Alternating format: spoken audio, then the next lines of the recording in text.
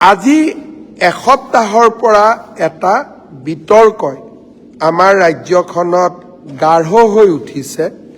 সেয়া হ'ল সদৌ অসম সংখ্যালঘু ছাত্ৰ সন্থা চমুকৈ আমছুৰ সৈতে জড়িত ৰেজাউল কৰিম চৰকাৰ নামৰ এজন যুৱকৰ কংগ্ৰেছ দলত যোগদান। সাধাৰণতে কোনো ব্যক্তিয়ে কংগ্ৰেছ দলত যোগদান কৰিলে আমি আপত্তি নকৰোঁ আৰু ই তেওঁলোকৰ নিজৰ সম্পূৰ্ণ আভ্যন্তৰীণ বিষয়।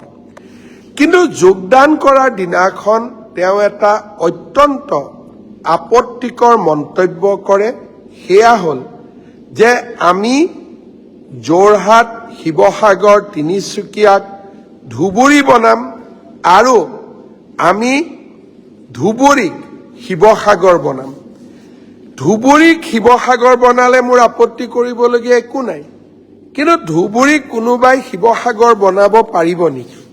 কাৰণ ধুবুৰীত ইতিমধ্যে 80% জনতা বা 80% জনগণ বাংলাদেশ মূলৰ বা বাংলাদেশৰ পৰা বিভিন্ন সময়ত অহা লোকেৰে পৰিপূৰ্ণ হৈ উঠিছে।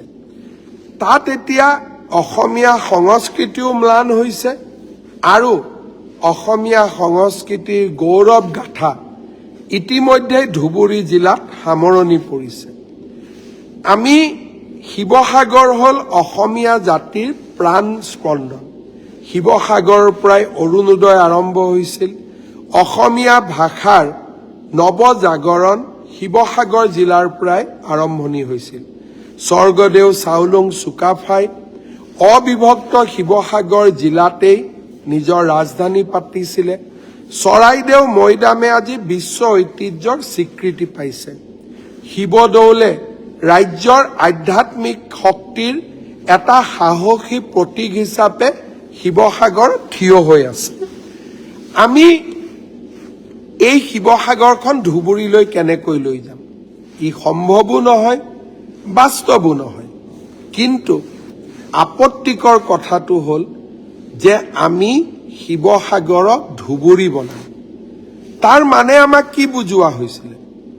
যে শিৱসাগৰৰ দৰে ধুবুৰীতো বাংলাদেশ মূলৰ মানুহ আহিব আৰু আজি ধুবুৰীৰ যি অৱস্থা, সেই অৱস্থা শিৱসাগৰৰ হ'ব।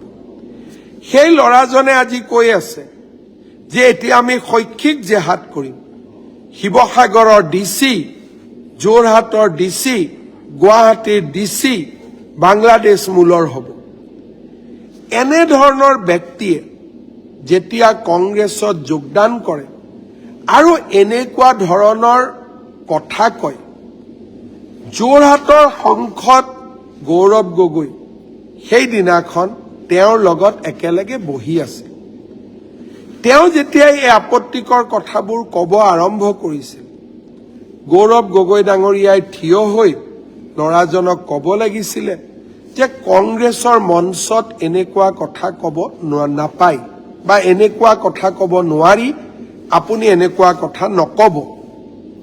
আৰু তাৰ পিছতো যদি তেওঁ তেনেকুৱা কথা কৈ থাকিলেহেঁতেন, তেওঁক দলৰ পৰা বহিষ্কাৰ কৰাৰ প্ৰয়োজনীয়তা আছে। ল'ৰাজনক বহিষ্কাৰ নকৰিলে, ল'ৰাজনে ৰিজাইন দিলে আৰু ল'ৰাজন এতিয়া মাইনৰিটি মানুহৰ মাজত এক প্ৰকাৰ হিৰো হৈ পৰিলে। অৰ্থাৎ গৌৰৱ গগৈয়ে এই ল'ৰাজনক নায়ক হ'বলৈ, হিৰো হ'বলৈ সুযোগ দিলে। কিহৰ বিনিময়ত? শিৱসাগৰৰ অস্মিতা বা শিৱসাগৰৰ যি সংস্কাৰ, অহংকাৰ, আমাৰ গৌৰৱ, আমাৰ অহংকাৰ, আমাৰ স্বাভিমানৰ বিনিময়ত এজন ল'ৰাক তেওঁ মাইনৰিটি সমাজত নায়ক হ'বলৈ আগবঢ়াই লৈ গ'ল। কেইটামান দিন আগতে এনেকৈ এজন কংগ্ৰেছৰ যুৱকে কৈছিলে, অসমত 47খন আসন সংখ্যালঘু বা বিশেষকৈ মিয়া মুছলমানৰ বাবে সংৰক্ষিত হ'ব লাগে। সিদিনাখনো মই গৌৰৱ গগৈক কৈছিলোঁ যে এই ল'ৰাজনক পাৰ্টিৰ পৰা উলিয়াই দিয়ক। ধৰ্মৰ ভিত্তিত ৰিজাৰ্ভেশ্যন ক'ত হয়? হিন্দুৰ কাৰণে কিবা চিট ৰিজাৰ্ভেশ্যন আছে নেকি? খ্ৰীষ্টিয়ানৰ কাৰণে কিবা চিট ৰিজাৰ্ভেশ্যন আছিল নেকি? ধৰ্মৰ ভিত্তিত ৰিজাৰ্ভেশ্যন ব্ৰিটিছে কৰিছিল। স্বাধীন ভাৰতৰ সংবিধানত ধৰ্মৰ ভিত্তিত ৰিজাৰ্ভেশ্যন নহয়। কংগ্ৰেছে কি ক'লে যে আমি ল'ৰাজনক চৌকজ দিছো। আজি এমাহ হৈ গ'ল, চৌকজৰ ৰিজাল্ট কি? এটা বিশেষ সম্প্ৰদায়ৰ ওচৰত কংগ্ৰেছে আজি শিৰ নত কৰিছে। কাৰোবাৰ ভাল কাম কৰক, কাৰোবাৰ উপকাৰ কৰক, দুখীয়া মানুহক সহায় কৰক, যি ধৰ্মৰ নহওক কিয়, কিন্তু not at the cost of Assamese, not at the cost of Indian, not at the cost of our motherland.